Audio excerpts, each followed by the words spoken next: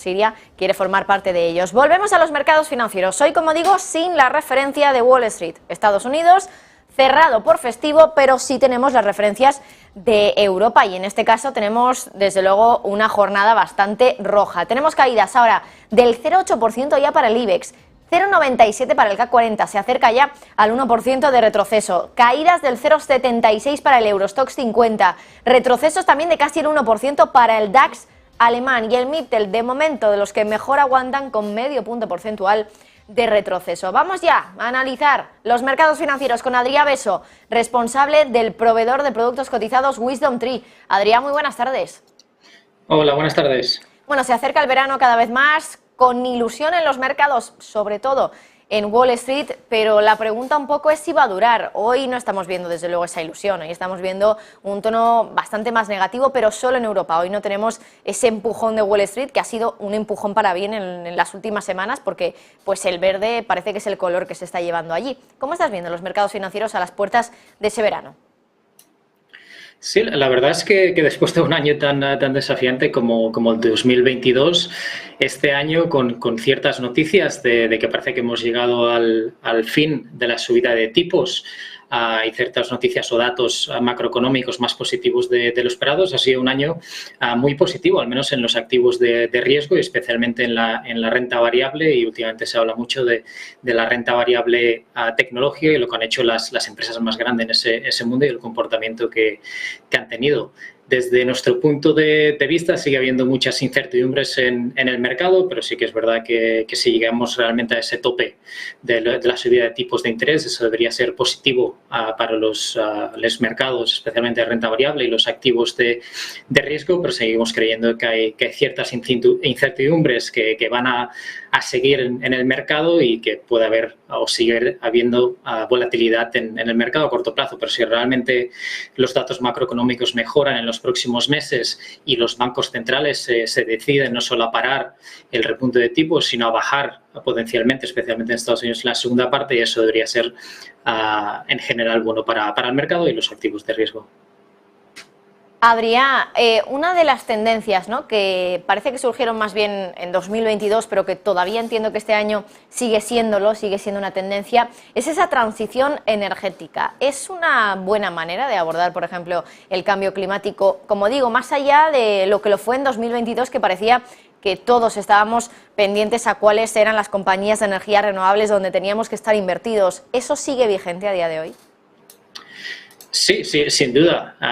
La verdad es que nos enfrentamos al reto de cumplir el Acuerdo de París y limitar ese calentamiento global a 1,5 grados este siglo, y para alcanzar este objetivo será necesario adoptar múltiples soluciones de descarbonización a lo largo de las próximas décadas, y que no es una cosa transitoria, sino que en las próximas décadas tenemos que centrarnos en esas soluciones e invertir en ese tipo de tecnologías y energías renovables. Y desde nuestro punto de vista en WisdomTree, la transición hacia esas energías renovables creemos que es la mejor opción o la mejor oportunidad para abordar el cambio climático que estamos viendo últimamente. Y de hecho, si miramos lo que ha dicho el panel intergubernamental sobre el cambio climático, que ha sugerido que si continuamos por el camino actual podríamos ver un calentamiento global de esos 1,5 grados, pero solo en los próximos 9 años. Así que creemos que hay que actuar y con urgencia, y eso también es lo que estamos viendo en los mercados de capitales, con mucha inversión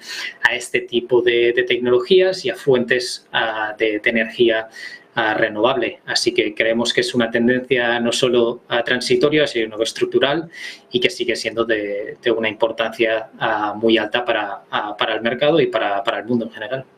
Claro, desde la guerra de Ucrania, también lo comentaba antes, la seguridad energética ha sido una prioridad para los países, y a día de hoy todavía lo seguimos escuchando en boca de muchos políticos, ¿no? Por ejemplo, sin ir más lejos, el secretario general de la OTAN, que le hemos escuchado aquí hace aproximadamente una horita. ¿Esto tiene que ser también motivo por el que tengamos en cuenta este tipo de energías renovables a la hora de construir una cartera, por ejemplo?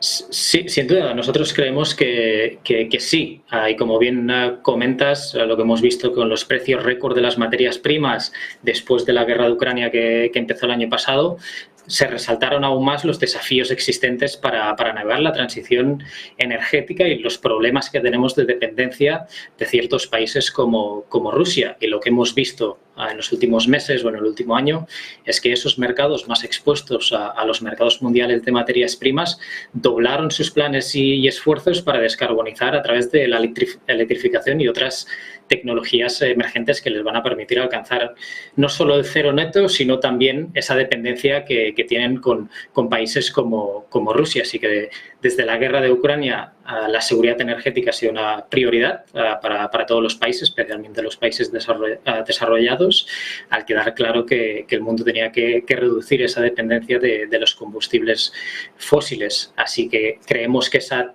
tendencia o esa temática de energías renovables y la transición energética de forma más general es una temática, unas temáticas muy interesantes para las carteras de los inversores, siempre teniendo en cuenta la diversificación y la exposición que se tiene a una temática en específico, pero creemos que tiene todo el sentido del mundo de tener este tipo de temáticas para la parte más de crecimiento de una cartera de inversión. Hay que tener en cuenta esta inversión en energías renovables, por ejemplo, a la hora de también establecer una cartera de inversiones temáticas. ¿Todavía sigue siendo un momento de apostar por los temáticos en un contexto como el actual? Sí, se habla mucho que después de un año desafiante para los inversores, como fue el 2022, ha habido un repunte en el apetito por el riesgo este año y hay mucho efectivo en las carteras de los inversores para invertir. Y como comentaba antes, ciertos datos macroeconómicos hasta el momento parecen ser positivos en cuanto a la caída de inflación, también que parece que el repunte de tipos va a llegar a su fin y eso debería ser positivo para los activos de riesgo, como son la renta variable y los temáticos en este caso, que son una inversión de crecimiento, pero al mismo tiempo también es verdad que los inversores se vuelven más selectivos a la hora de tomar riesgos y los flujos que hemos visto este año en fondos y ETFs temáticos no han sido tan positivos como en años anteriores, pero desde WisdomTree creemos que un enfoque temático que tenga en cuenta la transición energética y energías renovables, pero también las distintas temáticas que hay disponibles para los inversores, creemos que tiene todo el sentido del mundo incluirlo en